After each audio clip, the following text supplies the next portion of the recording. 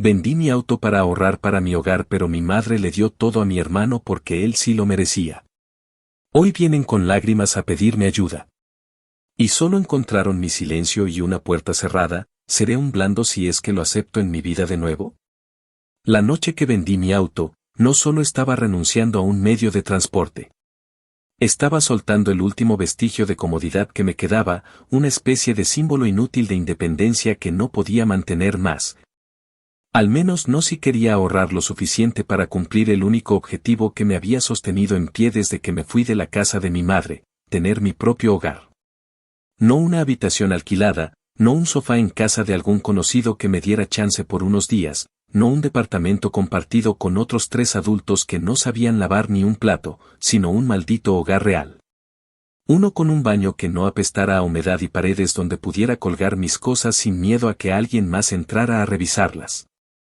Así que ese día, luego de entregar las llaves y contar el dinero con los dedos temblorosos, caminé por una carretera sin ver atrás, con la cabeza saturada de números, cuotas iniciales, créditos y todo ese infierno burocrático que uno tiene que soportar cuando quiere salir adelante sin depender de nadie. En ese entonces, claro, aún creía que lo estaba haciendo bien. Durante meses, conté cada centavo. Comía lo justo, recortaba gastos absurdos como si fueran malas hierbas y rechacé cada salida que implicara gastar más de $5. Me volví un maldito experto en sobrevivir con lo mínimo, en comprar todo en descuento, en hacer rendir el arroz como si fuera oro.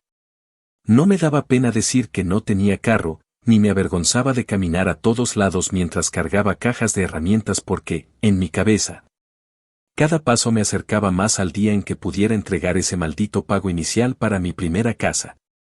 No una mansión ni una cabaña de revista, solo un pequeño lugar en las afueras. En un barrio decente donde no se escucharan disparos en la noche y pudiera por fin cerrar la puerta sin miedo de que alguien la tumbara para cobrarme algo que ni siquiera debía. Por eso, cuando reuní por fin los $6,400 que necesitaba para asegurar el crédito FHA, me sentí como si hubiera escalado el Everest en pantuflas. Lo tenía todo, el dinero, la aprobación inicial del banco, incluso un agente de bienes raíces recomendado por el amigo de un compañero de trabajo que se ofreció a ayudarme sin cobrarme comisión. Me sentía preparado, confiado, ilusionado. Tan ilusionado que cometí el peor error que uno puede cometer cuando creció en una familia como la mía, confiar. Confiar en que, esta vez, mi madre no me cagaría el camino. Confiar en que, después de años de distancia, podía volver a tocar esa puerta con algo más que reproches en la garganta. Pensé, iluso de mí, que si iba a contarle que por fin lo estaba logrando, que estaba a un paso de comprar mi propia casa, ella se sentiría orgullosa. Que tal vez me abrazaría y diría algo como te lo mereces, hijo. En lugar de eso, lo que recibí fue una de las humillaciones más grandes de mi vida. Fue una tarde de martes. Llevaba el sobre con el dinero en la mochila, bien escondido, como si fuera oro puro. Había caminado hasta su casa porque el bus se había retrasado y yo no quería gastar en Uber.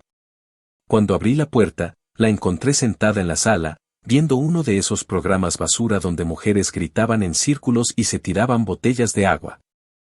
Le dije que necesitaba hablar con ella, que era importante. Se acomodó, como si estuviera a punto de recibir una gran noticia. Le conté todo, el trabajo extra, la venta del auto, la aprobación del préstamo. Le dije que finalmente estaba a punto de dejar de vivir como un vagabundo, que en unas semanas tal vez podría invitarla a ver la casa, enseñarle dónde iba a poner el sofá o la cama que había visto en Facebook Marketplace. Ella me miraba con una ceja levantada, como si estuviera escuchando una historia ajena. Y cuando abrí la mochila y le mostré el sobre con los billetes bien contados, su expresión cambió de forma tan sutil y cruel que juro que me dio escalofríos. Fue como si en ese momento, algo en su cabeza hiciera clic. No se alegró. No sonrió. Solo dijo algo como, Kyle necesita esto más que tú. Me reí. Al principio, pensé que era una maldita broma. Que estaba probándome o algo así. Le dije que no entendía, que ese dinero era mío, que me había roto el lomo para reunirlo. Pero ella se levantó, me arrebató el sobre de las manos como si fuera suyo por derecho divino, y me dijo con ese tono de madre manipuladora que siempre usó cuando quería que nos calláramos: él no tiene trabajo, hijo. Tú al menos tienes algo. Él sí lo necesita. No preguntó. No pidió. Solo asumió. Como si todo lo mío fuera automáticamente de ella. Como si yo fuera un proveedor más para su adorado niño, ese cabrón que había pasado de trabajo en trabajo, que gastaba lo que tenía en estupideces y que siempre tenía una excusa lista para cuando las cosas le salían mal. Esa noche, caminé hasta el apartamento con las piernas temblando y una furia callada que no había sentido nunca antes. No lloré. No grité. Solo me acosté sobre el colchón inflable, viendo el techo con las manos en el pecho, sintiendo como cada latido me repetía: te lo quitaron. Otra vez. Te lo quitaron. Y algo dentro de mí se rompió. Algo que no he vuelto a reparar. Porque no fue solo el dinero. Fue la confirmación de que para ella, yo nunca fui suficiente. Nunca fui el hijo preferido. Nunca fui el que valía la pena proteger. Para ella, solo soy útil cuando hay que salvarle el culo a Kyle. Como si todo lo mío siempre fuera negociable. Desde ese momento, supe que no iba a volver a pisar esa casa. Supe que iba a recuperar cada centavo, no con súplicas ni reclamos, sino con trabajo, con rabia y con una venganza que no vendría con gritos, sino con silencios. Iba a hacer que cada decisión, cada paso, cada puto contrato que firmara, fuera una bofetada silenciosa para esa mujer que me dio la espalda. Porque si ella me enseñó algo, fue que uno solo cuenta con lo que construye con sus propias manos. Y yo iba a construir algo tan firme que ni sus excusas, ni sus lágrimas, ni el llanto de su maldito hijo favorito pudieran derribarlo. Así empezó todo. Y lo que vino después fue mucho peor. Para ellos. Actualización 1. Pasaron exactamente 23 días desde aquella tarde en la que mi madre me arrebató el sobre como si fuera suyo por derecho divino. Como si todo el esfuerzo que me había tragado esos últimos 2 años no valiera más que una puta limosna que ella podía redistribuir a su antojo. 23 días donde no respondí una sola llamada, no abrí ni uno de los mensajes que me llegaban ni de ella ni de Kyle, ni de los 2 primos imbéciles que siempre se ponían del lado que mejor les diera de comer. En ese tiempo, el banco me canceló la preaprobación del préstamo porque ya no tenía el capital para cubrir la cuota inicial y sin esa entrada.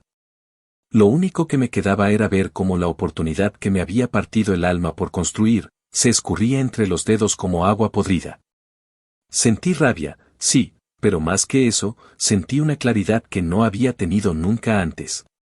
Una especie de despertar sin gloria, sin aplausos, sin lágrimas. Una aceptación asquerosa, pero necesaria. Esa gente no era mi familia. Nunca lo habían sido. Porque una familia no te ve a los ojos mientras te jode la vida, ni te dice con esa frialdad pasiva que ya te lo devolveremos. Como si tu existencia se pudiera poner en pausa hasta que ellos decidieran que eras digno de recibir algo a cambio. Lo primero que hice fue buscar dónde dormir. Ya no quería estar ni un minuto más en ese apartamento de mierda que alquilaba en Garland, donde cada noche podía escuchar los gritos del vecino peleando con su novia por cosas tan ridículas como el cereal. Así que le pregunté a Malcolm, un tipo con el que apenas había compartido 2 turnos en la gasolinera, si conocía a alguien que rentara una habitación sin contrato y sin muchas preguntas. Me respondió que él tenía un sofá libre, y aunque el lugar era un cuchitril, al menos tenía una puerta que podía cerrar por dentro. Dormí allí durante semanas, entre cajas de herramientas, latas vacías y un olor constante a comida recalentada que se pegaba en la ropa como una maldición. Pero era un comienzo. Uno jodido, sí, pero mío. Me metí de lleno a trabajar como un maldito esclavo. Acepté cada turno que otros rechazaban en la bodega donde también hacía extras los fines de semana, me ofrecí para cubrir dobles, triples, lo que fuera. No me importaba si me tocaba mover cajas, manejar montacargas o limpiar el área de carga de madrugada. Tenía una rutina: despertar a las 5, meterme al trabajo, salir a las 6 de la tarde. Comer algo rápido que costara menos de $4 y luego sentarme en la mesa improvisada del sofá de Malcolm para investigar cursos técnicos nocturnos. Fue así como di con un programa de certificación BAC en un instituto técnico que quedaba a 1 hora en bus, con clases 3 veces por semana. Me inscribí sin pensarlo, aún sin saber cómo carajo iba a costearlo todo, porque si algo había entendido, es que quedarme quieto era igual que dejar que ellos ganaran. Y yo no estaba dispuesto a darles esa puta satisfacción. En las clases conocí a Tony, un veterano con el rostro más curtido que he visto en mi vida, que hablaba como si la guerra todavía estuviera pasando en la calle de al lado. El tipo me tomó a precio rápido, quizás porque yo era el único que no llegaba a perder el tiempo ni a hacer chistes estúpidos. Me dijo que tenía ojos de hambre, pero no del tipo que quiere comida, sino del que quiere largarse del infierno a como de lugar. Me enseñó más que cualquier manual, más que cualquier video, más que el propio instructor. Me mostraba trucos, me prestaba herramientas, incluso una vez me llevó en su camioneta para enseñarme cómo se debía negociar un contrato de mantenimiento sin parecer un idiota. Yo absorbía todo, cada palabra, cada maldito consejo, porque dentro de mí había una furia contenida que solo encontraba alivio en la acción. Mientras tanto, Kyle subía fotos en Instagram con el camarón nuevo que mi madre le ayudó a comprarse, el mismo que presumía frente a sus amigotes como si fuera el resultado de su trabajo. Cuando ni siquiera sabía lo que era sudar una camiseta por algo real. Mi madre comentaba sus publicaciones con corazones y frases como orgullosa de ti, mi campeón, y yo solo me preguntaba si alguna vez había sentido por mí una pizca de ese supuesto orgullo. Supongo que no. Supongo que, en su cabeza retorcida, yo era el hijo que sobrevivía, el que no necesitaba apoyo, el que ya estaba bien, aunque me estuviera pudriendo por dentro. Durante ese tiempo, bloqueé a toda mi familia. A todos. Tíos, primos, incluso a mi hermana menor, que aunque no había tenido nada que ver directamente con el robo, no dijo una sola palabra para defenderme. Silencio total. Que se hablaran entre ellos. Que se limpiaran la mierda entre ellos. Yo ya no era parte de ese ecosistema podrido. Yo estaba construyendo algo nuevo, más pequeño, más sucio si quieres, pero jodidamente real. A los 6 meses, estaba terminando el curso, con las mejores calificaciones y un par de contactos que me consiguió Tony. Me ofrecieron un puesto como aprendiz en una empresa pequeña que daba mantenimiento a edificios antiguos en Dallas, y aunque el salario era miserable al principio, me prometieron que si aprendía rápido y aguantaba el ritmo, podía empezar a recibir comisiones por trabajo cerrado. No lo pensé 2 veces. Me lancé de cabeza, sin red, sin garantías. Lo único que tenía era mi voluntad, y una voz en la cabeza que me repetía todos los días, que se jodan, que se jodan, que se jodan. Y con cada cheque, con cada contrato firmado, con cada fin de semana sin descanso, yo sentía que les estaba devolviendo el golpe. Sin gritar. Sin pedir. Solo avanzando. Porque sabía que la mejor venganza no era decirles lo que me hicieron. Era mostrarles lo que logré sin ellos. Y entonces, cuando menos lo esperaban, les iba a restregar en la cara todo lo que dejaron perder. Porque no se trata solo del dinero. Se trata de que me robaron la ilusión. Y esa mierda no se olvida. Nunca. Actualización 2. Habían pasado ya 8 meses desde que mi madre se quedó con el dinero que había reunido para mi casa y se lo entregó a Kyle como si yo fuera simplemente un cajero automático con patas, y para entonces, mi vida había cambiado por completo. No era perfecta, ni siquiera cómoda todavía, pero cada día me alejaba un poco más de esa versión de mí que solía tragarse la lengua para evitar conflictos. Que agachaba la cabeza cuando mi madre decía que Kyle tenía más potencial.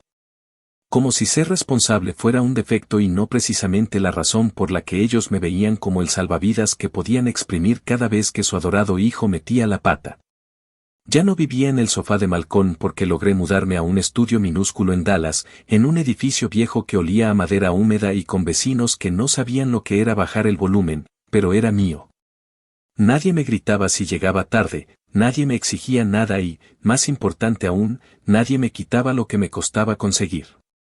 La empresa donde había empezado como aprendiz me estaba permitiendo escalar más rápido de lo que jamás pensé posible. Al principio, claro, Me daban las obras, instalaciones pequeñas, reparaciones en lugares donde el aire acondicionado parecía estar sostenido con cinta adhesiva y esperanza. Turnos los fines de semana o en horarios donde solo un demente estaría dispuesto a meterse en el ático de un restaurante mexicano mientras afuera hacían 98 grados y adentro el calor te arrancaba el alma. Pero yo decía que sí a todo. A todo. A lo que nadie quería, a lo que daba asco, a lo que era riesgoso.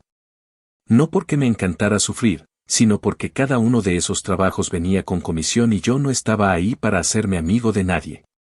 Estaba ahí para ganar lo suficiente como para que esa maldita familia nunca volviera a tener poder sobre mí.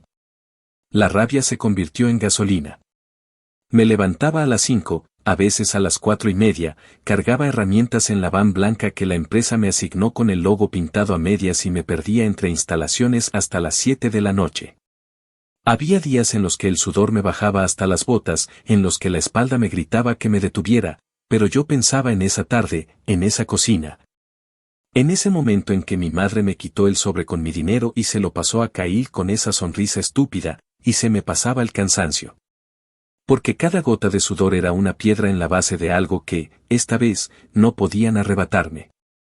Fue en uno de esos días, cuando fui a reparar el sistema de aire en un restaurante griego en el centro, que conocí a un agente inmobiliario que estaba revisando el local como parte de una inspección para una posible venta. Me vio trabajar, me pidió mi número, y 3 semanas después me contactó para ofrecerme un contrato privado para encargarse del mantenimiento de varias propiedades que tenía en la zona. Acepté sin pensarlo. Con eso, mis ingresos se dispararon. Y no solo eso, empecé a conocer gente, a entender cómo se movía el negocio por dentro. Cómo negociaban los dueños de propiedades, cómo pensaban los arrendatarios, cómo podías ahorrar impuestos con una LLC bien formada. Era como si de pronto me hubieran quitado una venda de los ojos, una que mi familia se había asegurado de mantenerme puesta durante toda la maldita vida. Porque, claro, a ellos les convenía que yo no supiera nada. Que creyera que era afortunado con cualquier migaja. Que siguiera agachando la cabeza cada vez que alguien decía tu hermano lo necesita más que tú. Empecé a ahorrar de nuevo, pero esta vez no con la ansiedad de quien teme que se lo vuelvan a robar, sino con la seguridad de quien sabe que ya nadie tiene acceso. Abrí una cuenta nueva, a nombre de una LLC que creé con ayuda de un cliente que me explicó cómo blindar mis ingresos legalmente.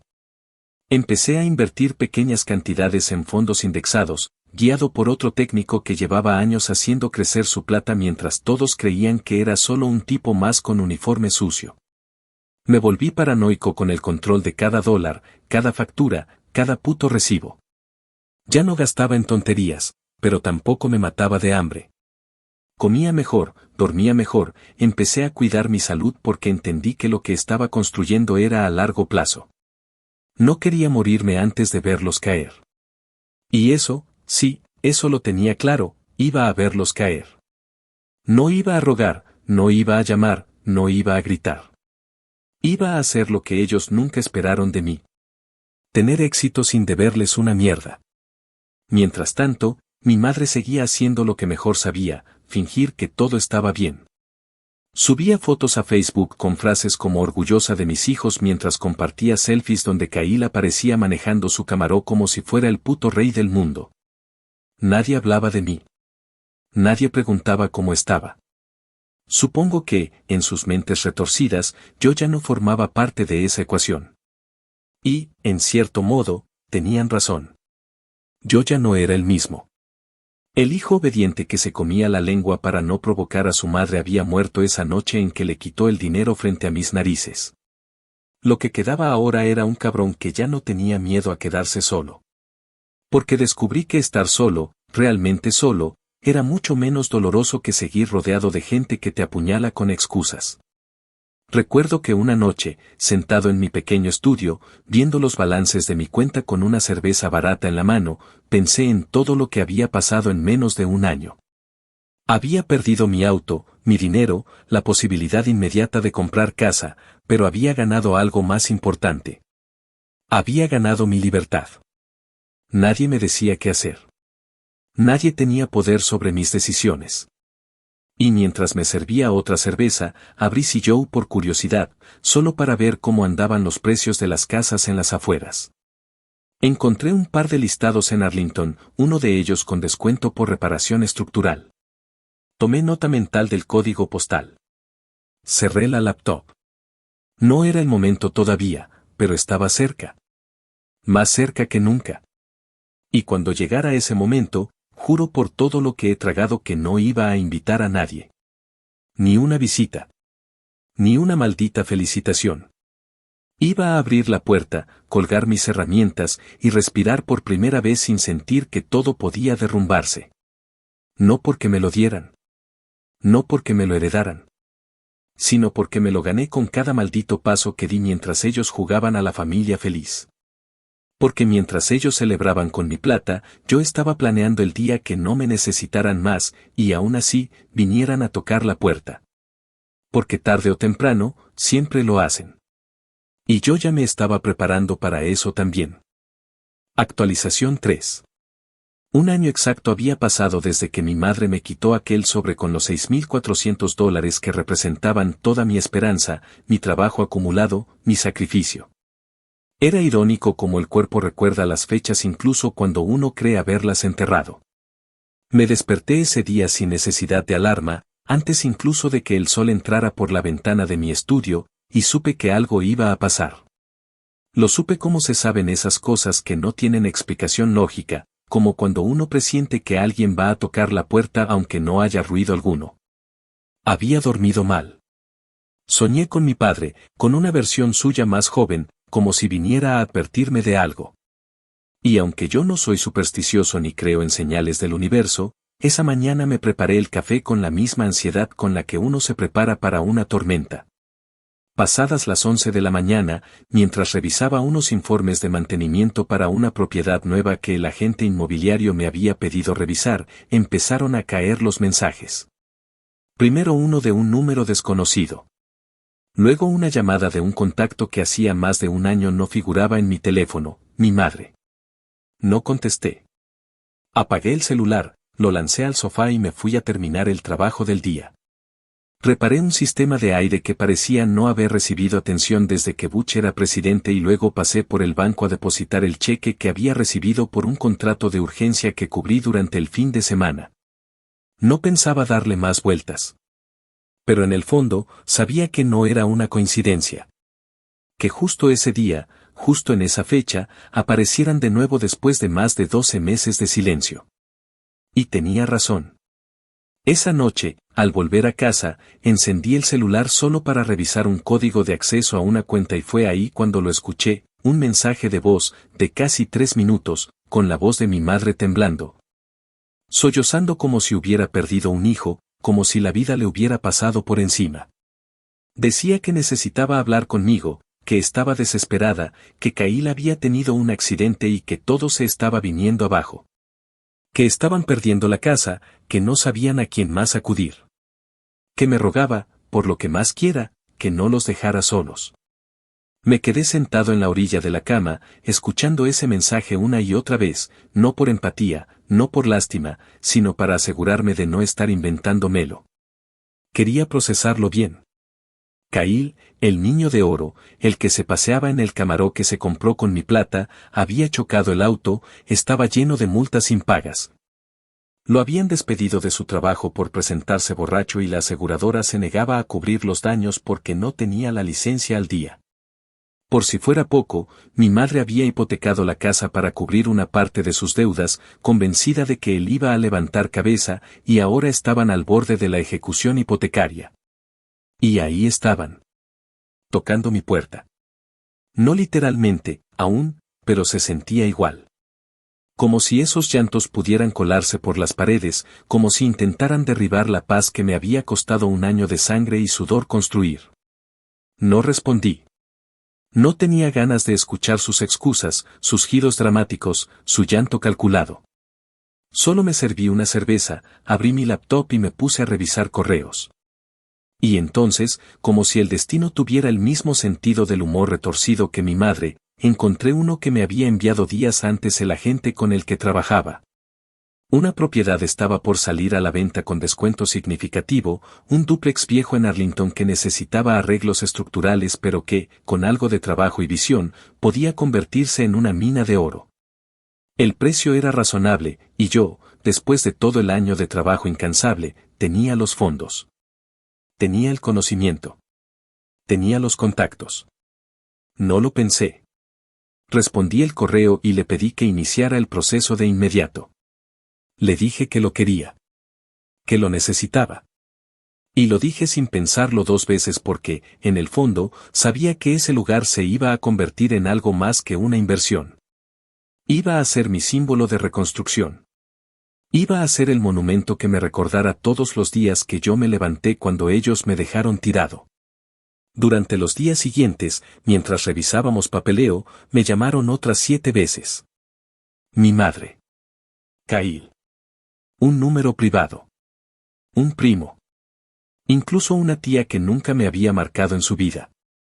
Todos con el mismo discurso, que la familia es lo más importante, que hay momentos en los que hay que dejar el orgullo a un lado, que el rencor no lleva a nada. Me daba risa. Me daba rabia. Me daban asco. Porque cuando yo los necesité, cuando les pedí que no me quitaran mi esfuerzo, me lo arrebataron sin mirarme 2 veces. Y ahora que estaban tragando su propia mierda, venían a tocar mi puerta con un discurso que ni ellos mismos creían. Firmé el contrato del dúplex en silencio, sin contarle a nadie. Empecé a visitar la propiedad los fines de semana y, junto con un amigo de Tony que hacía remodelaciones, comenzamos a trabajar en los cimientos, en el sistema eléctrico, en el aire acondicionado, obvio. Y en dejar el lugar habitable. No tenía prisa. No era una carrera. Era una ceremonia.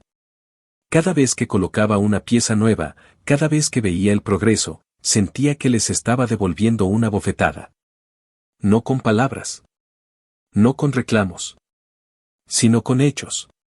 Con ladrillos. Con madera. Con pintura.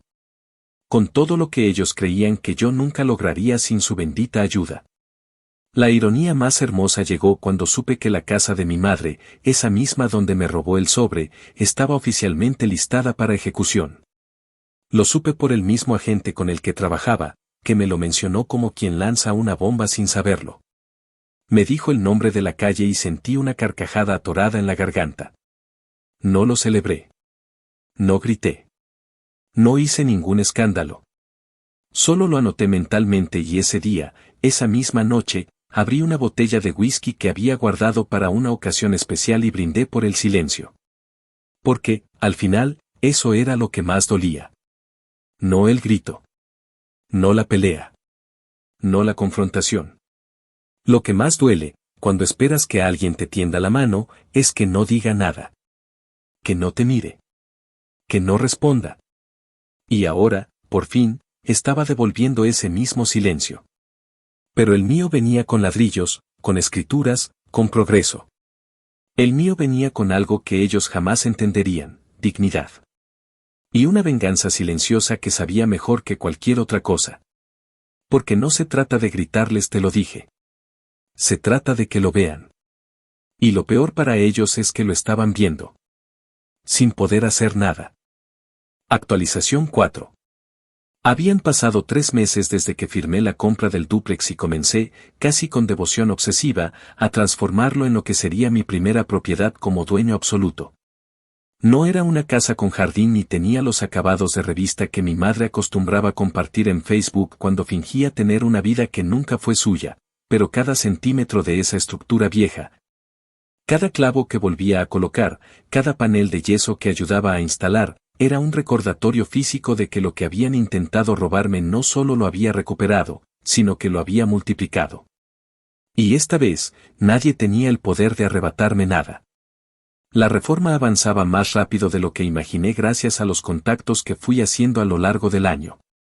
Había trabajado con fontaneros que ahora me daban precios de amigo, con un proveedor de materiales que me ofrecía descuentos por volumen.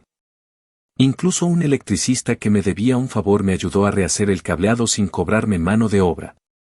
Me levantaba temprano, trabajaba en mis contratos durante el día y luego me pasaba horas en el dúplex metiendo mano, pintando, limpiando, asegurándome de que todo estuviera en orden.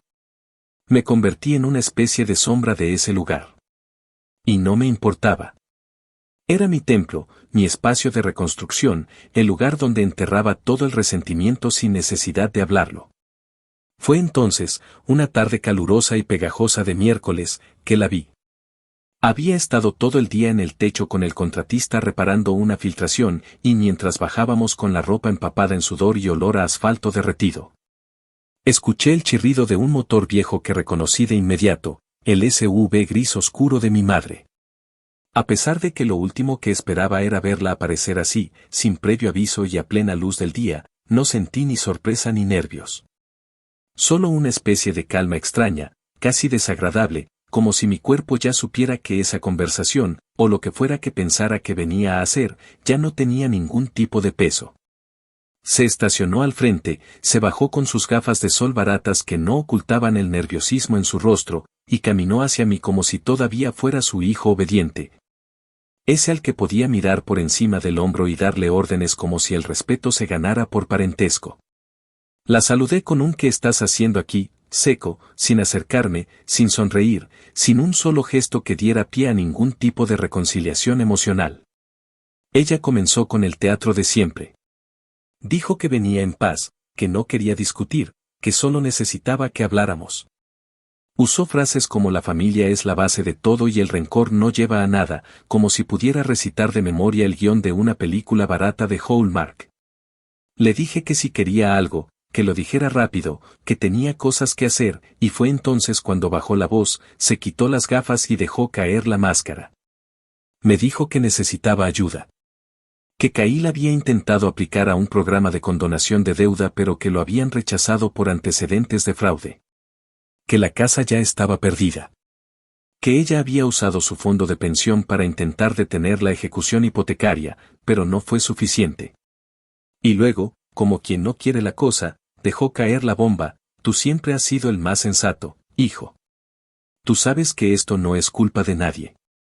Solo ha sido mala suerte. Y tú, bueno, tú ahora estás bien. Esa frase, esa puta frase, me encendió por dentro.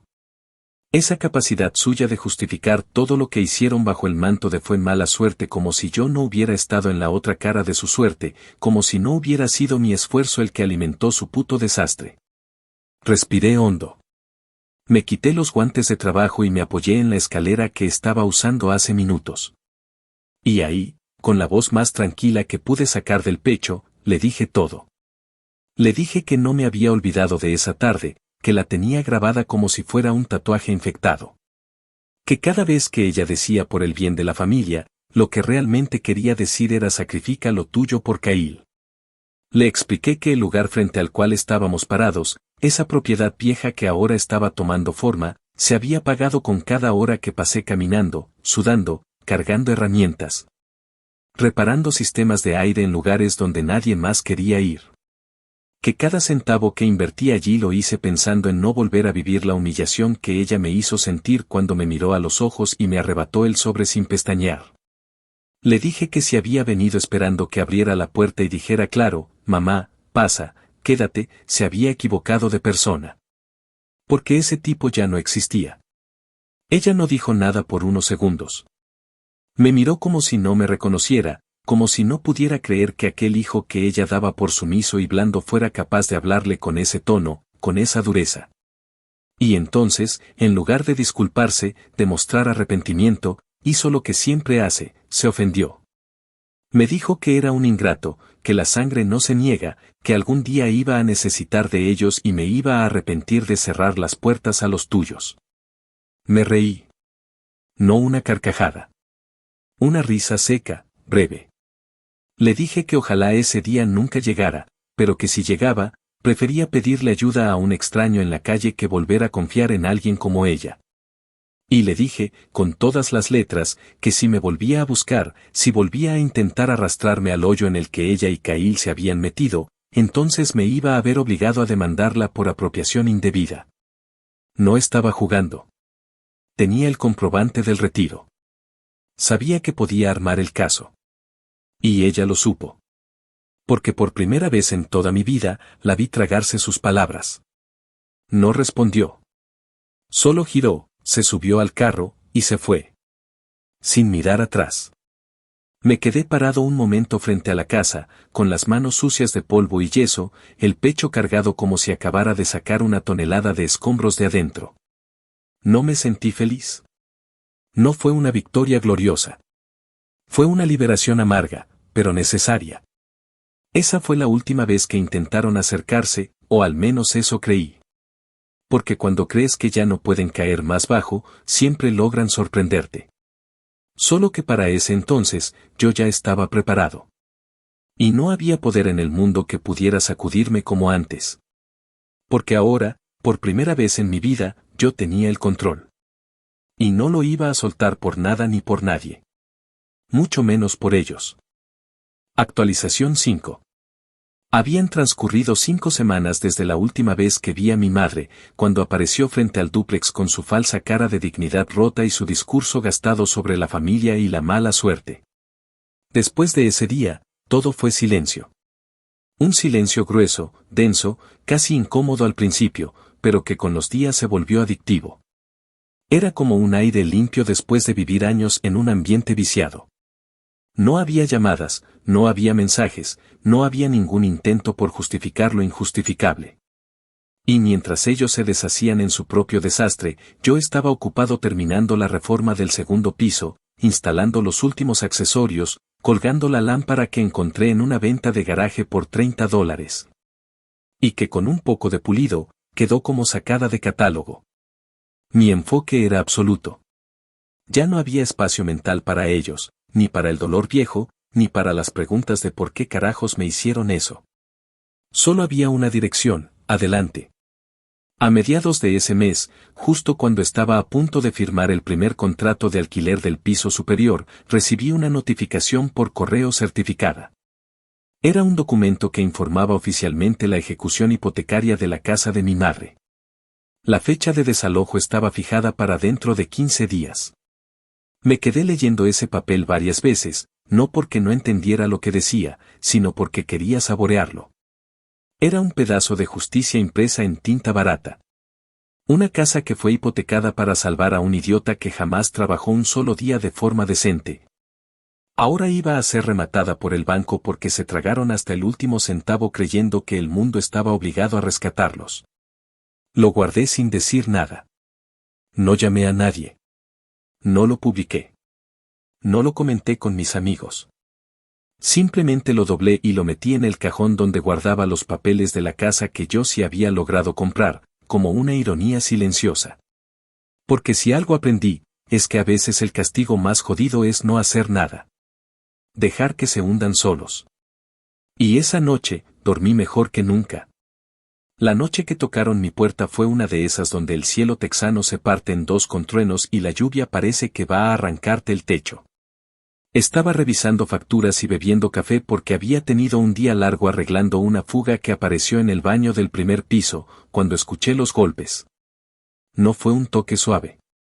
Fue un golpeteo insistente, casi desesperado, como el de alguien que sabe que no tiene otro lugar donde ir.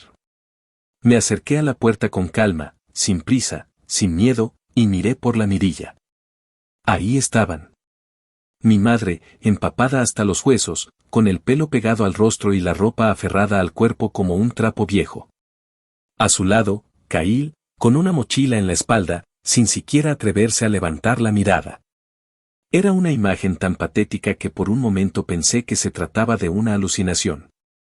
Abrí la puerta apenas lo necesario para que se oyera mi voz. Mi madre dijo mi nombre, con una voz rota que sonaba más a manipulación que a tristeza real. Dijo que necesitaban ayuda, solo por unas semanas, que estaban en la calle, que no tenían a nadie más. Que me prometía que no iban a molestar, que yo siempre había sido el bueno, el de corazón noble. Caín murmuró algo sobre vender sus cosas, sobre trabajar en lo que fuera, sobre pagarme todo lo que me debía. Como si no hubieran pasado más de 12 meses desde que ese cabrón se paseaba en el Camaró que se compró con mi sacrificio.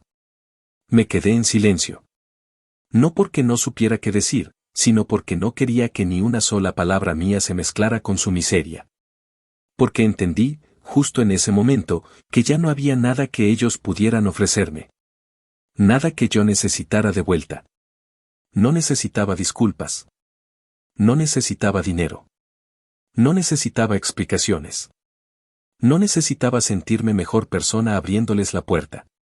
Lo que necesitaba era exactamente eso, mantener la puerta cerrada.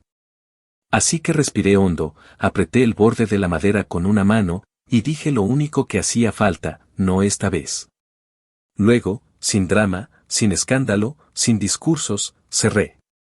Sentí como el pestillo se encajaba y como el sonido de sus voces se desvanecía detrás. Me apoyé contra la puerta y me dejé caer hasta sentarme en el suelo. No lloré. No temblé. Solo me quedé ahí, en silencio, sintiendo una mezcla de paz, rabia drenada y un alivio brutal, de esos que te hacen darte cuenta que sobreviviste.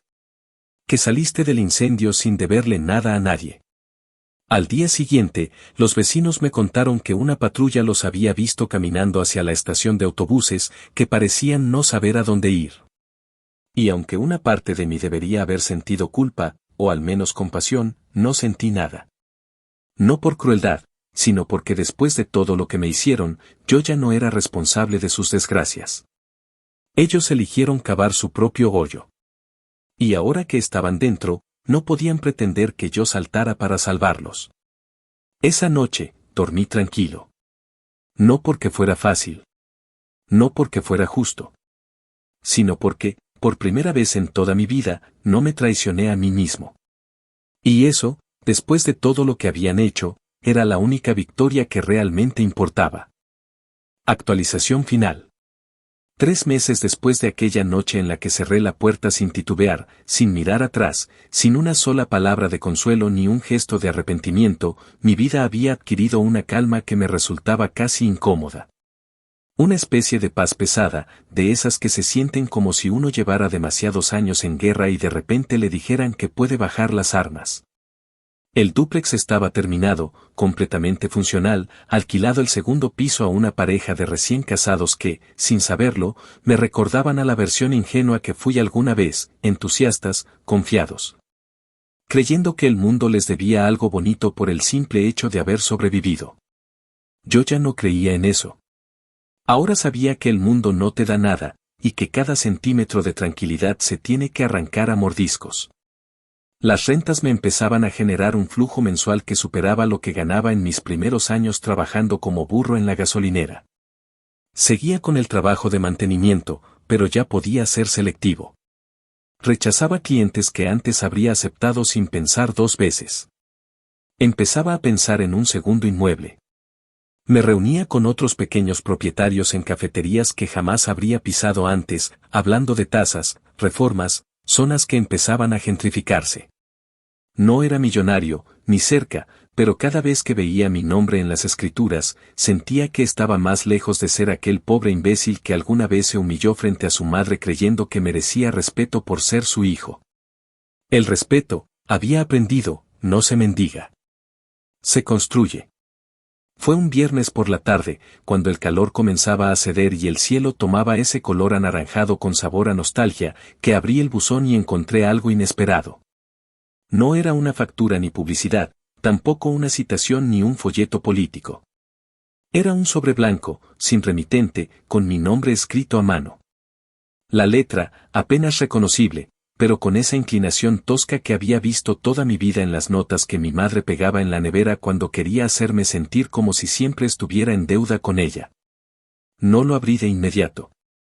Lo dejé en la mesa, junto al plato con restos de comida, lo miré de reojo mientras lavaba los trastes, mientras barría el piso, mientras respondía correos. Y cuando finalmente lo abrí, no lo hice por curiosidad, sino por necesidad de cerrar algo. La carta era larga.